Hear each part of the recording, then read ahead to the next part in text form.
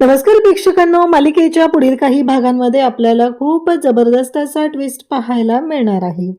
तर इकडे आपल्याला पाहायला मिळणार आहे की सगळेजण पतंग उडवण्यासाठी आता टेरेसवर गेलेले असतात. ईश्वरी आणि नमू यांची जोडी असते, तर मामा आणि त्याचबरोबर अर्णव. तर एकीकडे वल्लरी आणि आकाश हे दोघ जण एकत्र असतात.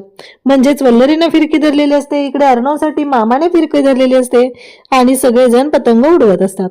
तर ईश्वरीची थोडी हाईट कमी आहे, त्यामुळे ईश्वरीला असं वाटत असतं की आपण बाल्कनीच्या तिथे वरती चढून पतंग उडवूया. आणि असं म्हणत ईश्वरी त्या बाल्कनीच्या ग्रिल वरती चढते आणि पतंग उडवत असते. खूप अगदी मग्न होऊन तिचं काम सुरू असतं. नमुने सुद्धा फिरकी धरलेली असते आणि अचानक ईश्वरीचा तोल जातो.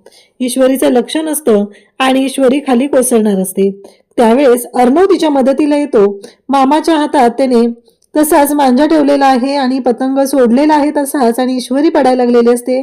तो जाऊन तिथे ईश्वरीला वाचवतो, म्हणजे तिला पकडतो. त्यानंतर ईश्वरीचा तोल जातो आणि ईश्वरी टेरेसवरून खाली पडण्याऐवजी इकडे बाल्कनीत आतल्या साईडला पडते. तेव्हा अर्णव तिच्याकडे पाहू लागतो. खरं तर हे सगळं करत असताना अर्णवच्या डोक्यात फक्त एकच विचार असतो, तो म्हणजे ईश्वरीला वाचवलं पाहिजे. कारण ईश्वरीचा जीव महत्वाचा आहे. ईश्वरी जर वरून खाली पडली असती तर तिचा जीव गेला असता. हे योग्य नाही असं म्हणत अर्णवने ईश्वरीला घेतलेलं असतं. पण घडतं असं की ईश्वरी ही अर्णवच्या अंगावरती पडते. सगळेजण पाहत असतात दोघांकडे. अर्णव पण ईश्वरीकडे पाहत असतो, ईश्वरी अर्णवकडे पाहत असते. त्याच वेळी आपल्याला पाहायला मिळतं ते म्हणजे अर्णव ईश्वरी एकमेकांकडे पाहत आहेत. तेव्हा ईश्वरी अर्णवला म्हणते, का वाचवलं तुम्ही मला? काय गरज होती वाचवण्याची? काहीच गरज नव्हती एवढं सगळं करण्याची. कशासाठी करताय तुम्ही? असं म्हणत ईश्वरी अर्णवलाच दोष देऊ लागते. तेव्हा अर्णव म्हणतो, हो गरज होती ना. कसं आहे, वरून खाली पडली असती, जीव गेला असता तुझा. तेव्हा ईश्वरी म्हणते, मग तर तुमच्यासाठी चांगलंच होतं ना. तुमची तर सुटका झाली असती, काहीच प्रॉब्लेम नव्हता. मग काय होणार होतं? आणि त्याचबरोबर इकडे आपल्याला पाहायला मिळतं, म्हणजे एकीकडे अर्णवने ईश्वरीचा जीव तर वाचवलेला असतो, पण ईश्वरी आणि अर्णव या दोघांमध्ये चांगलीच वादावादी पण सुरू असते. दोघे जण एकमेकांना चांगलेच तिथं रागावून बोलत सुद्धा असतात. ईश्वरीचं म्हणणं असतं की एवढं माझ्यावरती हा माणूस हिडीस पिडीस करतो, सारखा हाडतूड करतो मला, मग कशाला वाचवायचा माझा जीव? आणि त्यानंतर नेमकं असं घडतं की अर्णवच्या हातात तो मांजा तसाच असतो. त्याला असं त्याने अचानक तो पतंग सोडून दिलेला असतो. ईश्वरी पडणार असते म्हणून जाऊन तिला सावरलेला असतं आणि मग तो मांजा अर्णवच्या हाताला कापतो. अर्णवच्या हाताला मांजा कापल्यानंतर ईश्वरी क्षणाचाही विचार करत नाही. त्या क्षणी ईश्वरी तो जो अर्णवचा बोट आहे ते स्वतःच्या तोंडात घालते, कारण त्याला रक्त येत असतं आणि तिला असं वाटत असतं की ते रक्त कमी व्हावं, अर्णवला त्रास कमी व्हावा, त्यासाठी तिने तो उपाय केलेला असतो. अर्णव मात्र ईश्वरीकडे पाहतच राहतो. त्याचवेळी ईश्वरी अर्णवकडे पाहत असते. तिने कसलाही विचार केलेला नसतो, तिने फक्त अर्णवच्या सुखाचा विचार केलेला असतो. त्यानंतर इकडे आपल्याला पाहायला मिळतं की अर्णव आणि ईश्वरी दोघंही एकमेकांकडे पाहत राहतात. दोघांनाही खरं तर आनंद तर झालेला असतो, पण ईश्वरी मात्र शांतपणे या सगळ्या गोष्टी करत असते. आता या सगळ्यामध्ये एक गोष्ट अशी घडते, ती म्हणजे राकेशला काही पतंग उडवता येत नाही आणि त्याचबरोबर अंजली प्रेग्नंट असल्यामुळं तीही वरती जाऊ शकत नसते. आणि त्याच वेळी आपल्याला इथे पाहायला मिळतं ते म्हणजे आता त्या दोघांना एकत्र आलेलं पाहून खरं तर खूप राग आलेला असतो, तो म्हणजे राकेशला. राकेशचं असं म्हणणं असतं की नाही, काही झालं तरीही आज मी यांना इथे सुखाने राहू देणारच नाही. कारण ज्या गोष्टी घडत आहेत त्या पूर्णपणे चुकीच्या पद्धतीने चाललेल्या आहेत. ते दोघं जण जास्तच जवळ येऊ लागलेले आहेत. मामीने प्लॅन केला होता, मामीचं असं म्हणणं होतं की त्यांच्यामध्ये भांडणं सुरू झाली पाहिजेत, पण त्यांच्यामध्ये भांडणं काही सुरू होताना दिसतच नाहीयेत. ते दोघं वरचेवर एकत्रच येत आहेत, तर काय करायचं हा प्रश्न उभा राहिलेला असतो. आणि त्याच वेळेस इकडे आपल्याला पाहायला मिळतं ते म्हणजे ईश्वरीला आता अर्णवच्या आईची साडी दिलेली असते आणि ईश्वरी मात्र खूप खुश असते, कारण तिच्यासाठी तिच्या सासूबाईंचा म्हणजे आईंचा आशीर्वाद तिला मिळालेला असतो. आजी सुद्धा खुश असते, कारण या घराची जबाबदारी घेण्यासाठी ईश्वरी खरंच योग्य आहे आणि अगदी व्यवस्थितपणे ती घराची जबाबदारी सांभाळत आहे. काय हवं नको ते पाहत आहे, अगदी मनापासून सगळ्या गोष्टी करत आहे. त्यामुळं आजी सुद्धा ईश्वरीवरती आनंदाने ही जबाबदारी सोपवत आहे. परंतु इकडे आपल्याला पाहायला मिळतं ते म्हणजे ईश्वरीला कुठंतरी आठवण येत असते. तिच्या आईची पण आठवण येत असते, कारण तिने तिच्या आईला पाहिलेलंच नाहीये. पण आज सुप्रिया मात्र आलेली नसते, त्यामुळं तिला सुप्रियाबद्दल सुद्धा वाटत असतं. ईश्वरी ती साडी हातात घेते आणि खरं तर ईश्वरीच्या मनात एवढ्या शंका सुरू आहेत की सुप्रियाने हे सगळं केलेलं नाहीये, पण अर्णव सरांची आई ही सोडून गेली. अर्णव सरांचं बालपण हरवलं, त्यांचं आईबाबांचं छत्र त्यांच्यावरचं गेलं. अंजलीताई आणि अर्णव सरांना खूप त्रास सहन करायला लागलेला आहे. या गोष्टीची तिला जाणीव असते, कारण तिने सुद्धा खूप त्रास सहन केलेला आहे. तरीही तिची आई आणि तिचे बाबा म्हणजे सुप्रिया आणि त्याचबरोबर संजय या दोघांनी पोटच्या मुलीप्रमाणे ईश्वरीला माया लावलेली होती. पण वारंवार कुठंतरी जयत्या मात्र सारखं बोलून दाखवायची की काहीही असलं तरीही तू या घरातली नाही, तू आमच्या नात्याची ना गोत्याची ना रक्ताची, हे प्रत्येक वेळेस बोलणं सुरू असायचं. त्यामुळे ईश्वरीला सुद्धा माहितीये की तिच्या बाबतीत काय झालेलं आहे. त्यानंतर इकडे आपल्याला पाहायला मिळतं ते म्हणजे इकडे अर्णव ईश्वरीला म्हणत असतो की मगाशी मी तुला वाचवलेलं आहे, त्याचा अर्थ काही तू वेगळा समजू नकोस, कारण मी ते सगळं माणुसकीच्या नात्याने केलेलं आहे, नाहीतर माझ्या मनात तुझ्याबद्दल काहीही नाही. तेव्हा ईश्वरी म्हणते हो मला माहिती आहे ते, कारण आता प्रत्येक वेळेस या सगळ्या गोष्टी बोलून दाखवायची गरज नाहीये, कारण तुम्हाला असं वाटत असेल की तुम्ही या गोष्टी बोलून दाखवल्या म्हणजे सगळं तुमच्या मनाप्रमाणेच होणार आहे. पण नाही, असं काही नाहीये, माझ्या मनात आहे आणि मला माहिती आहे की तुम्ही कशा आहात ते, असं ईश्वरी अर्णवला बोलून दाखवते. म्हणजे ईश्वरीने सरळ सांगितलेलं आहे की मला माहिती आहे तुम्ही काय बोलत असता. अर्णव मात्र प्रत्येक वेळेस तिला काही ना काही वेगळं बोलण्याचा प्रयत्न करत असतो, कारण तिला प्रत्येक वेळेस असं दाखवत असतो की काही झालं तरीही माझं आणि तुझं काहीही देणं घेणं नाही.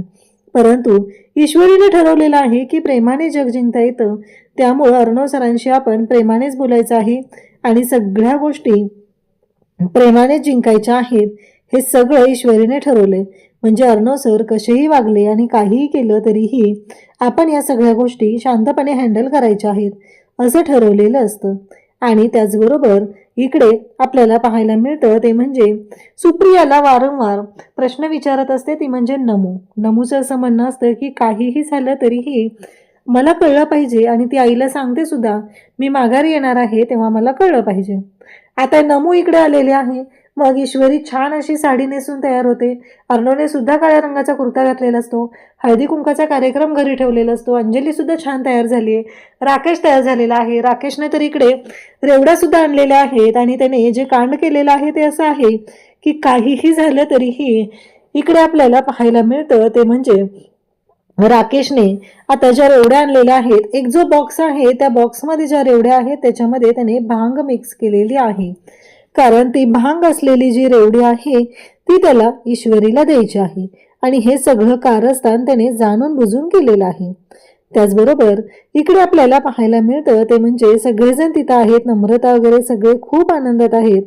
परंतु राकेशच्या मनात वेगळं काहीतरी सुरू आहे आणि राकेश वारंवार ईश्वरीला त्रास देण्याचाच प्रयत्न करत आहे, कारण त्याला माहिती आहे की ईश्वरीला आपलंसं करण्यासाठी जे काय करावं लागेल ते सगळं करायची तयारी त्याची आहे.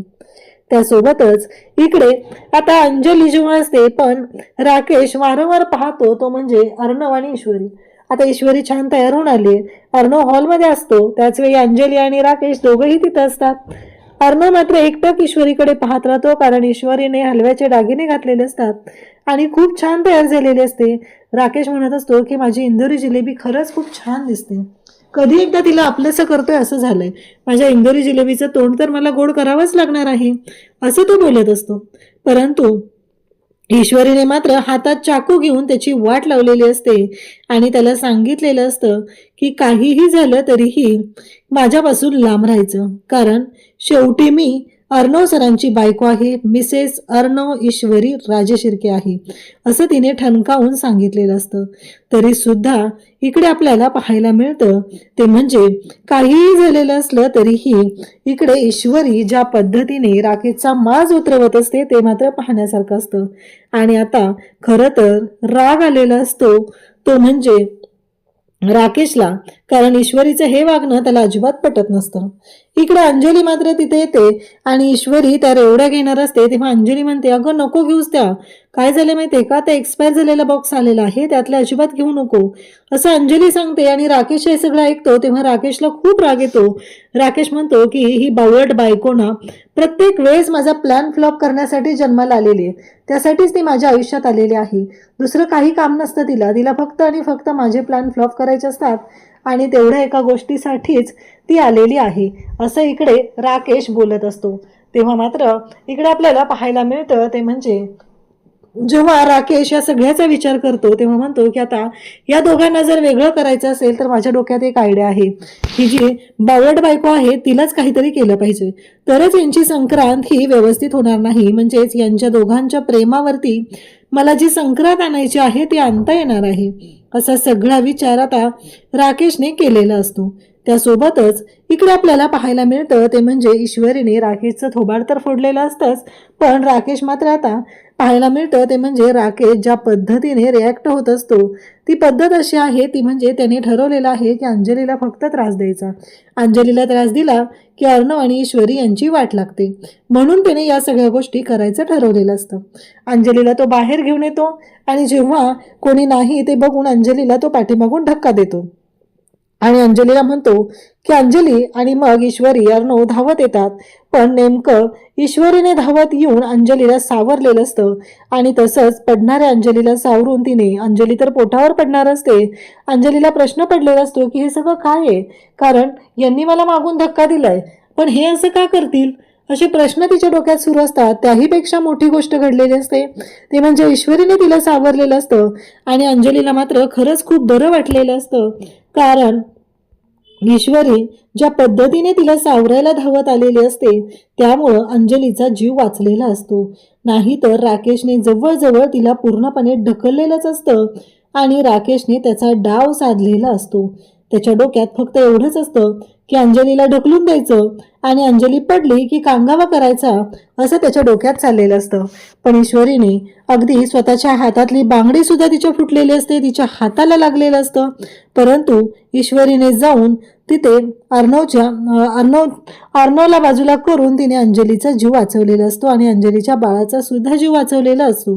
तिने दाखवून दिलेलं असतं की ती स्वतःच्या जीवाची पर्वा न करता अंजलीच्या बाळासाठी, अंजलीसाठी काय करू शकते. अर्णवने हे पाहिलेलं असतं. अर्णव रूममध्ये येतो, आईचा फोटो घेतो हातामध्ये आणि बोलू लागतो की मला माफ कर, खरंच मी ईश्वरीच्या बाबतीत, मी सिंदूरच्या बाबतीत चुकीचा विचार करत होतो.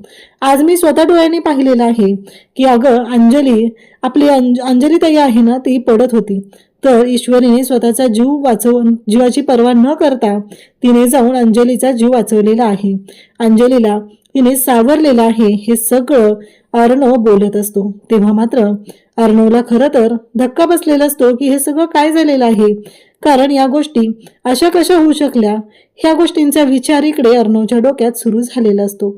आणि त्याचबरोबर इकडे अर्णव मग स्वतःच्या हाताने ईश्वरीला तो तिळगुळ देतो आणि ईश्वरीला म्हणू लागतो की माफ कर, मी सिंदूर, मला माफ कर, माझ्याकडनं चूक झाली, मी तुला ओळखायला चुकलेलो आहे असं अर्णवने सांगितलेलं असतं.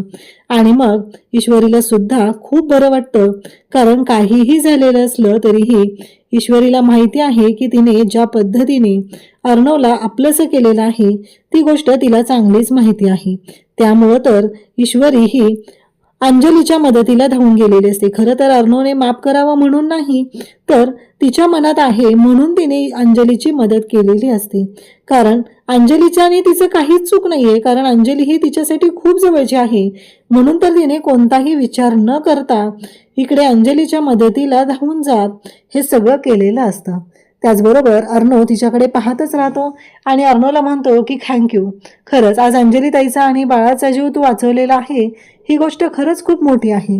माझ्या मनात तुझ्याबद्दलचे जे काही गैरसमज आहेत ते लवकरच कमी होतील असं सुद्धा अर्णवने आता सांगितलेलं असतं. परंतु ईश्वरी मात्र वेगळाच विचार करत असते. ईश्वरी म्हणत असते की काही असलं तरीही अर्णव सरांनी जे काही केलेलं आहे ते जरी मला पटत असलं तरीही माझ्या मनातल्या ज्या शंका आहेत त्या अजून तरी दूर झालेल्या नाहीत, हा विचार ईश्वरीच्या डोक्यात सुरूच असतो. आणि मग इकडे ईश्वरी राकेशकडे येते आणि राकेशला ठणकावून सांगते की एक गोष्ट लक्षात ठेवायची आहे, जोपर्यंत मी आहे तोपर्यंत अंजलीताईंच्या केसाला सुद्धा धक्का लागणार नाही. या सगळ्या गोष्टींची काळजी घ्यायला मी समर्थ आहे असं इकडे ईश्वरीने दाखवलेलं असतं. त्याचबरोबर इकडे आपल्याला पाहायला मिळतं ते म्हणजे ईश्वरीने अंजलीसाठी जी गोष्ट केलेली आहे ती पाहून अर्णवला मात्र खूप बरं वाटत आहे आणि अर्णवच्या मनातले जे गैरसमज आहेत ते बऱ्यापैकी दूर व्हायला लागलेले आहेत. कारण अर्णवला माहिती आहे की ईश्वरी खरंच चांगली आहे. मान्य तिच्या आईकडून जी चूक झालेली आहे त्यासाठी आपण तिला दोष देतोय, ही गोष्ट चुकीची करतोय असं त्याच्या लक्षात आलेलं असतं. त्यामुळं अर्णव ईश्वरीचं तोंड गोड करतो आणि त्यासोबतच तिची माफी सुद्धा मागतो आणि तिला सांगतो की मला माफ कर. तर अशा पद्धतीने अर्णव आणि ईश्वरी या दोघांमधला गैरसमज हा मिटलेला आहे. अशाच अपडेटसाठी चॅनलशी कनेक्ट राहा. थँक्यू.